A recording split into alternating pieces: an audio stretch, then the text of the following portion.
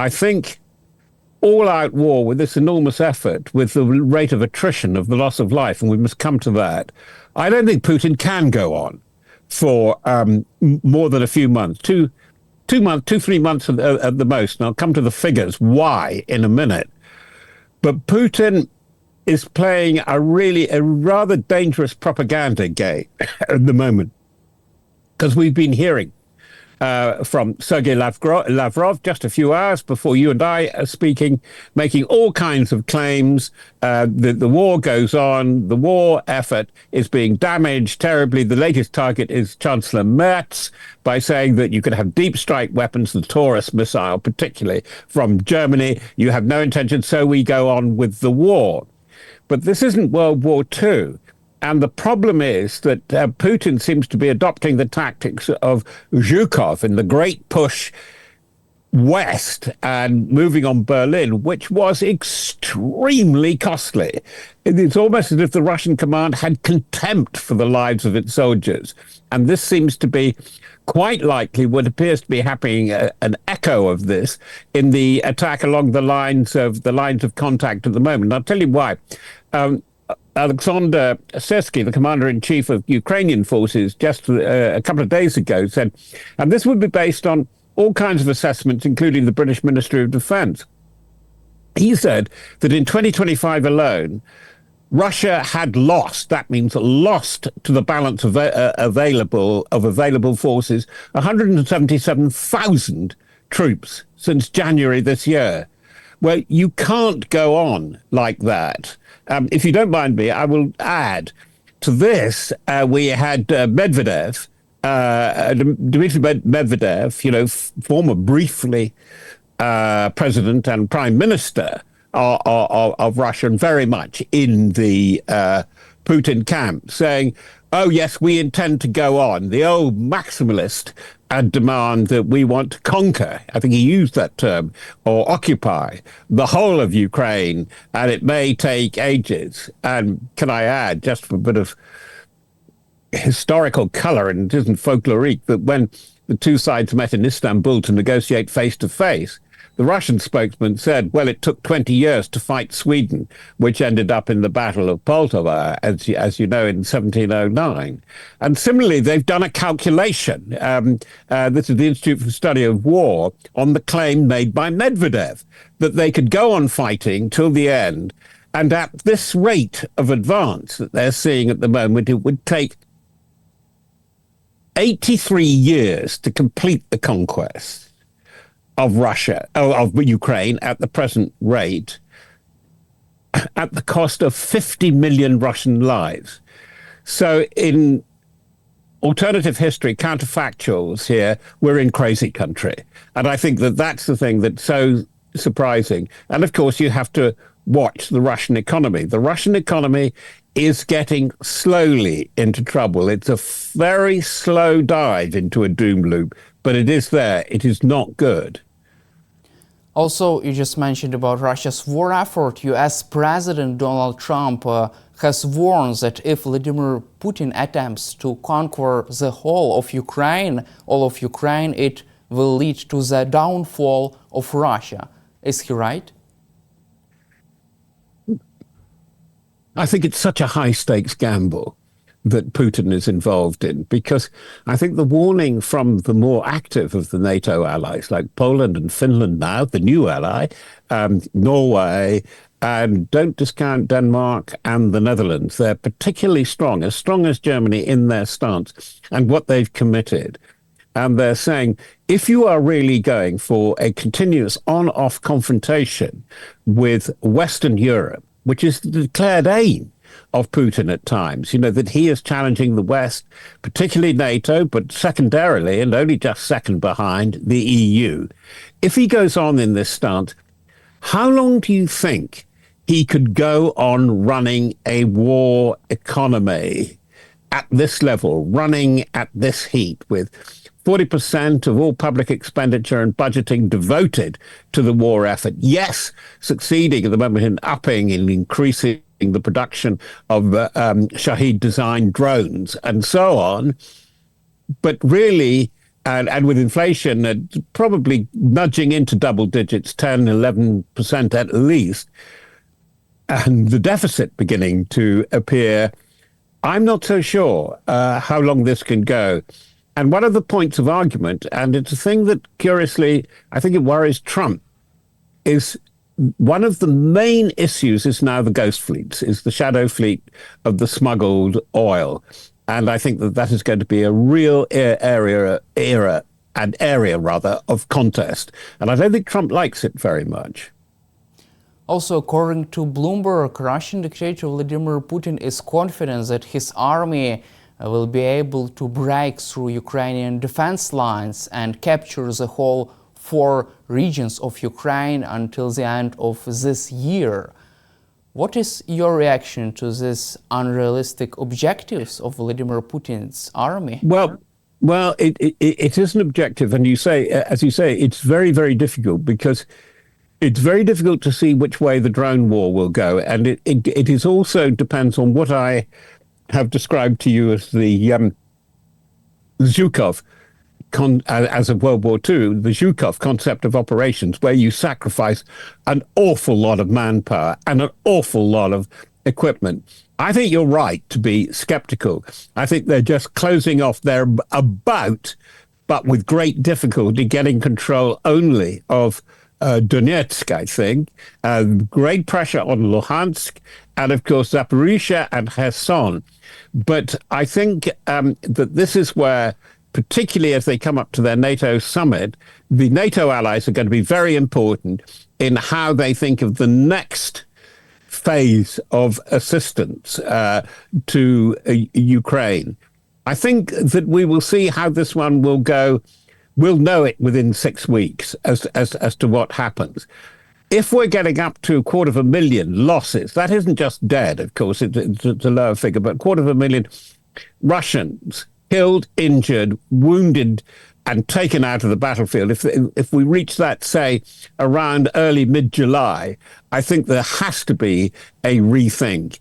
And one of the things that we have noticed with Gerasimov and his crew, they have been very, very slow and reluctant to rethink their tactics.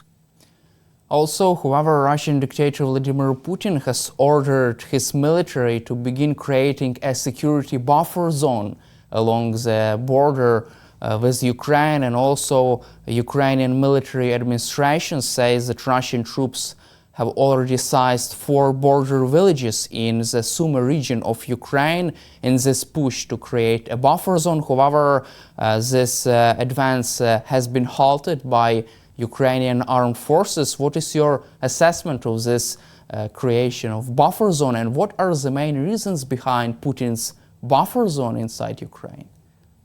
Well, this is where I find it very difficult to understand Putin's thinking, because at the same time as you're building the buffer zone here in these different parts along and outside, and they're pushing a bit on the line of contact, we see increasing activity with some warning and supported by satellite evidence of building up pressure on the frontier, the borderline with Finland. So is he going to say that the whole barrier from the Arctic, from the Kola Peninsula down south, going all the way through and into the Caucasus is going to be a line of confrontation?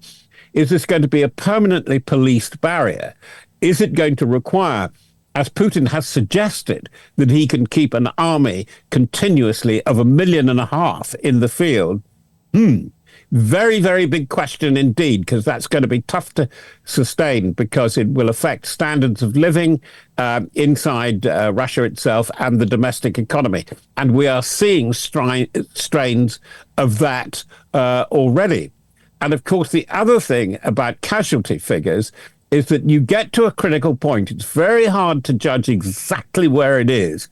But when you get a significant number of killed and injured, it really does have an effect on the populations of the big cities of the West, the Petersburg complex, Moscow, and so on. They don't seem to have been affected too much yet, but don't count forever. And the other thing is, how long can this cabal, this group, the Sulaki, the securitocracy, as we call it in UK, around the National Security Council, which are really the supporters of Putin, how much are they all going to stick together, or how much are they fighting for their own interests? And it was looking at that, we now understand from a latest study and biography of Prigozhin, that's what it was about, is that he would not accept the sort of the clanism, chieftain, warlord aspect of Shoigu, and the way Shoigu at that time, he's no longer there, of course, but very powerful, the way he was running the Ministry of Defense. I wonder how solid the solidarity of that group really is. I just put that out as a question. And of course, being quite ageist, of course, they're all in their 70s. There are very few young people in the immediate circle of real influence and decision around Putin. From your perspective, does Vladimir Putin have a way out from this war right now, and how he can he really end this war, even if he would like to do so, due to Russian hardliners and other elements in Kremlin? I think he's sufficiently vain to think that because he is the smartest guy around, that he thinks he does. And he thinks that his one card, big card on the international scene that he can play, and he's been playing him, but not really played him decisively yet, is Trump. Now, turn the thing out the other way around. They are autocratic, they're very powerful personalities, and each one has to be able to kid himself that he is smarter than the other one. We've seen this actually most conspicuously with Putin at the moment, because Putin has offered talks, and he gives Trump the impression that talks face-to-face, who with whom is never quite clear. Is it Putin and Zelensky, Putin, Zelensky and Trump, Putin and Trump without Zelensky? But it's always there. No, I would consider the ceasefire. And then somebody else comes up, or he would say on Twitter, or Dmitry Peskov, the spokesman, said, well, it isn't quite. There's a bit of a problem here. There's a local problem. And of course, that thing of getting together, which Trump certainly was looking for, it's the thing he loves, getting together with Putin face to face, not just on the telephone. We are nearly halfway through 2025. We're 5 months in the Trump second presidency, and it isn't getting anywhere at the moment. And the thing that the card I think Trump can play in this is bringing the Chinese. How upsetting for the way they want to organize their hegemony in their part of the world, by that I mean trade through Belt and Road and so on. How upsetting is the alliance with Russia, which they have to supply quite generously, particularly with dual-use technology and various components, ammunition, and because it puts them in bed with North Korea, which they don't like at all. Beijing doesn't like at all, and Iran. And I think that this is where Trump senses if he can do a deal with China, and China really has to reassert its dominance in the Indo-Pacific region, which is where the real contest is happening, then I think that China even would deny it, but it would make Putin realize he and his war in Ukraine are very, very secondary to what their priorities are.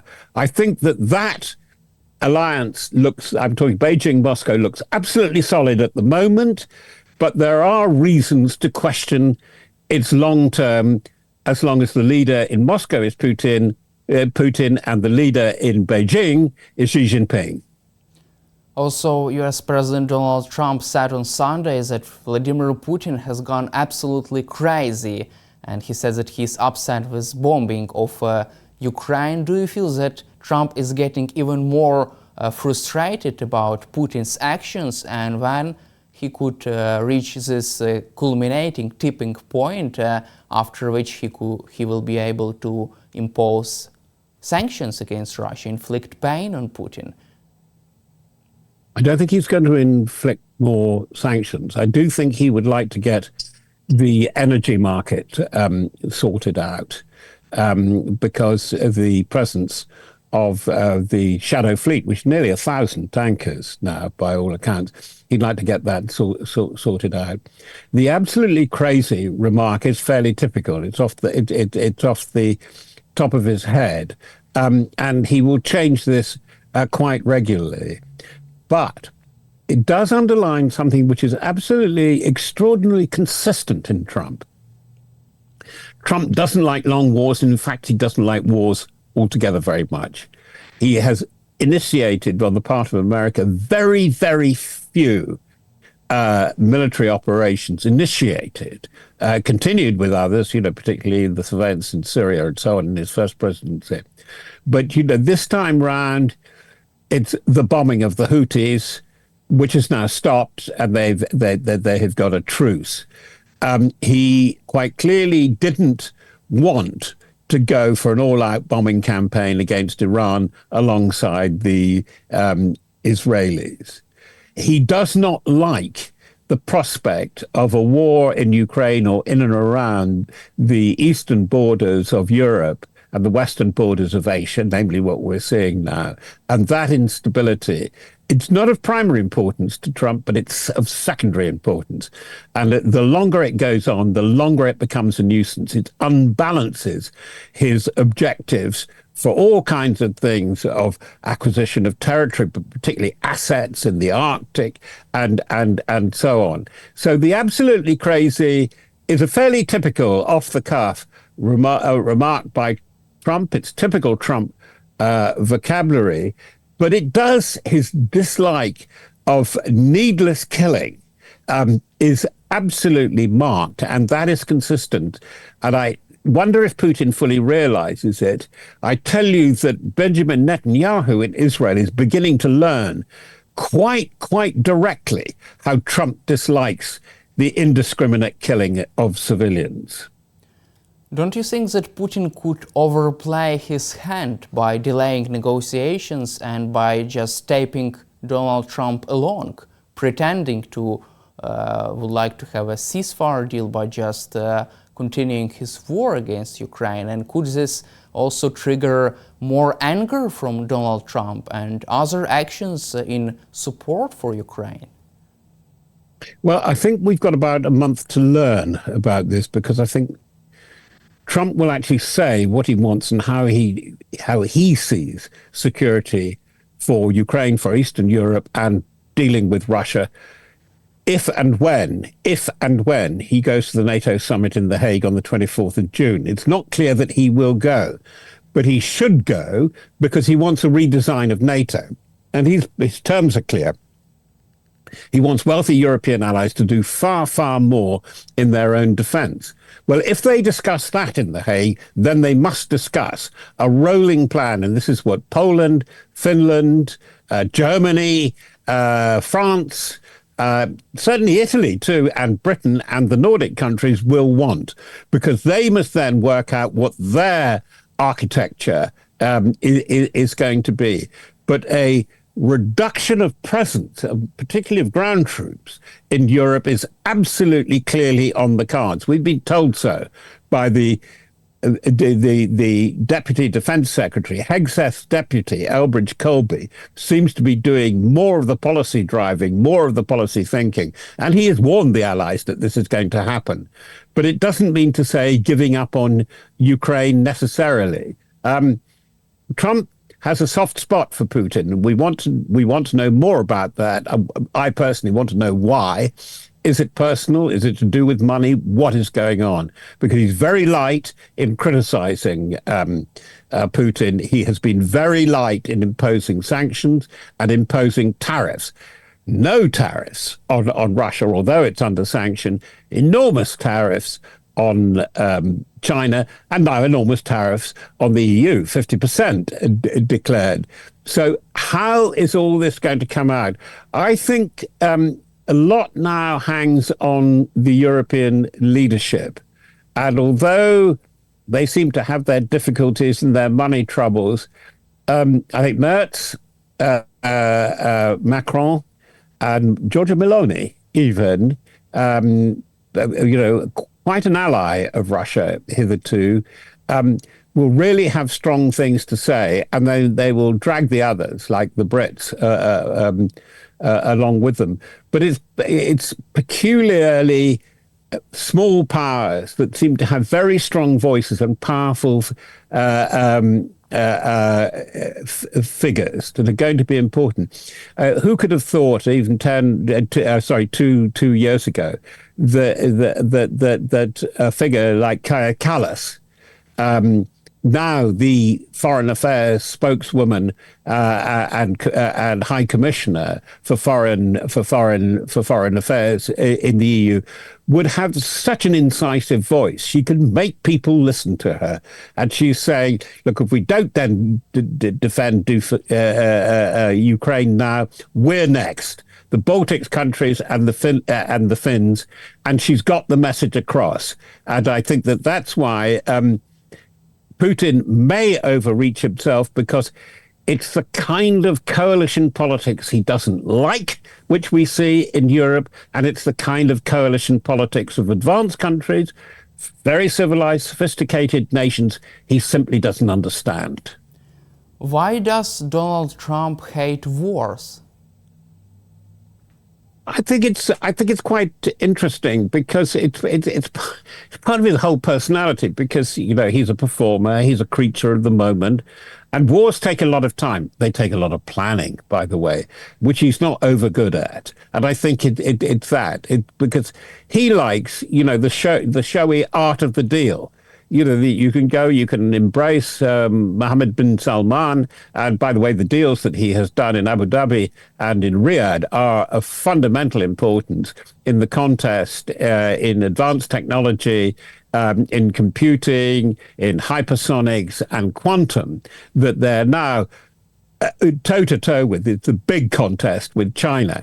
And those allies in Saudi Arabia and the UAE are absolutely vital for America keeping ahead. They need the capacity, they need the power, they need the money, they need the ability to generate just that amount of electrical power, which you cannot do through any installations and formations and networks currently in the United States. All these things are very important. And in the way that they have to consider that for the way that they will compete with China over the next 30, 40 years, long, grinding wars, uncertain wars, which may have come if you had had an outright bombing campaign against Iran, that's not so interesting. It carries too much risk, no guarantee of a positive result. And let's cover our final topic. The New York Times reported about the preparations for NATO summit in Hague. However, there is interesting work toward the involvement of President Zelensky in this program. NATO Secretary General Mark Rutte and other leaders, they are afraid of the possibility of direct clash between President Zelensky and US President Donald Trump. Also, Wall Street Journal reported that Trump has been hesitating to impose sanctions on Russia because he dislikes President Zelensky. How do you see the main reasons behind this Trump's stance on President Zelensky? Why does he dislike Ukrainian president? He's everything that Trump isn't. He's a brilliant TV performer in which he can write his own scripts and is original and funny, whereas the humor is very broad, very crude for Trump. He, with very, very low assets, with very low cards, I mean, given the kind of nation that he's leading, the economy that he is the head of, the war that they have been in and survived, which is a huge achievement so far, is really just beyond Trump.